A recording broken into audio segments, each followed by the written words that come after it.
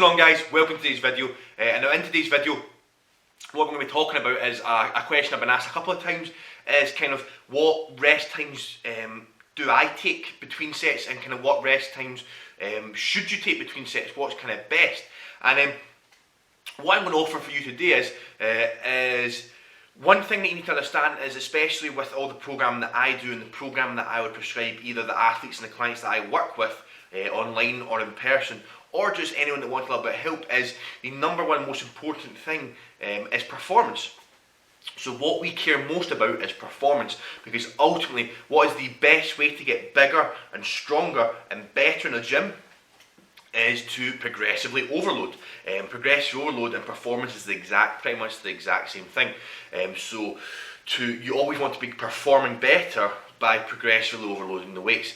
And by doing so, it wouldn't really make sense to put caps on your rest times unless it was a tool you're going to be used. So for example, if I have someone do a 5x5 at 80%, okay, if I have someone do a 5x5 at 80%, I am not going to say you're going to have a max of 60-second rest times within that 5x5, because ultimately by doing so, you may be inhibiting performance during the next set. So what I'm going to say to you is, and what I'm going to provide to you is, take as much time as you feel necessary for you to be able to perform to the best of your abilities during that next set. So example, you do the first set, and after 3 minutes of the second set, between the first and second set, you feel great, brilliant.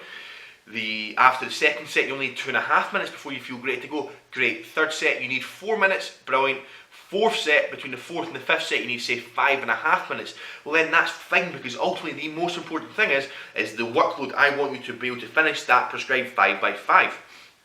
Okay, so by doing that prescribed 5x5, take as much time as you feel you need between each and every single rep in order to be able to complete the workload, because ultimately performance and progressive overloading are the most important factors. So don't inhibit yourself by not being able to take as much rest as you feel you need. It wouldn't make sense to inhibit rest times which will then impact performance if performance is the number one goal.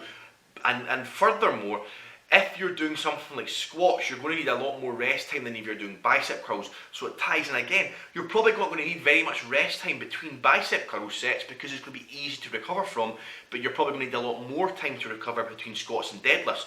So that's what I'm going to kind of offer to you. The only kind of thing I could say is if someone would maybe prescribe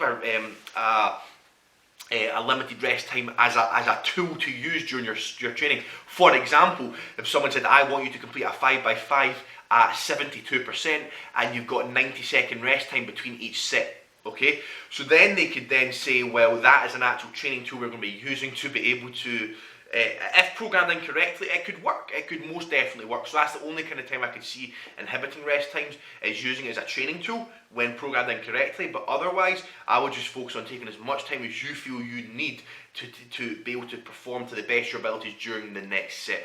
And it really is that simple in my opinion. So I hope you found today's video informative, guys. Please like, comment and subscribe, and I'll speak to all of you guys next time.